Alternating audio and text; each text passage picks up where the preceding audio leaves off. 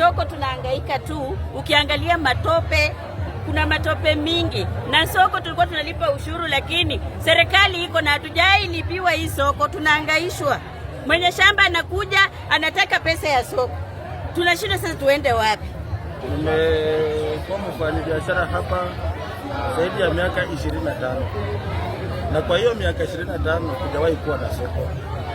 Tulianzia kwa railway, tukafukuzwa na railway, tukakuja hapa, mwishowe tulikuja tukafukuzwa na mwenye hapa.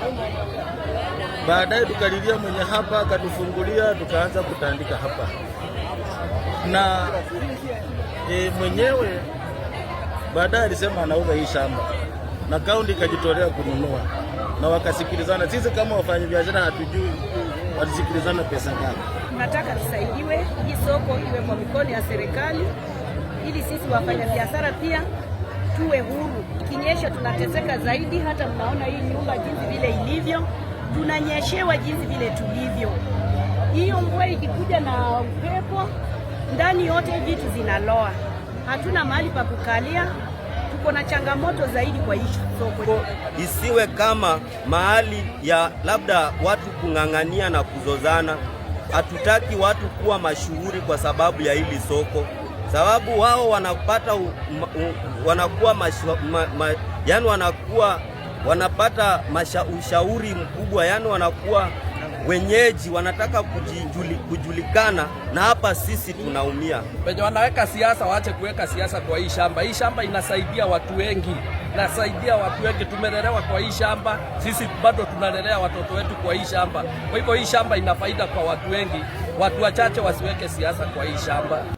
Wananchi na wafanyabiashara wa Malaba wanateseka pakubwa sana kwa sababu ya kukosa soko. Miaka ambayo imepita kama miwili, koti ilinyang'anya serikali yetu ya Busia shamba hilo kwa sababu halikuwa limenunuliwa kihalali, na koti lenyewe likarudishia familia ambayo ilikuwa imeuzia serikali ya kaunti shamba lenyewe.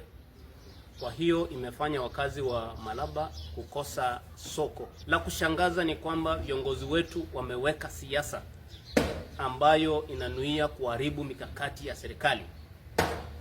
Serikali yetu kuu kupitia kwa rais alikuwa ametupatia hakikisho kwamba tutapata milioni 400 ya kujenga soko ambayo inaitwa Malaba Strategic Market.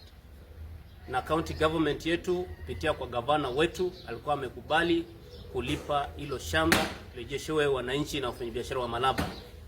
Lakini seneta wetu Okiya Omutata ameingilia kati kuzuia ununuzi upya wa shamba lenyewe, akidai kwamba county government inafuja fedha za wananchi wa Busia.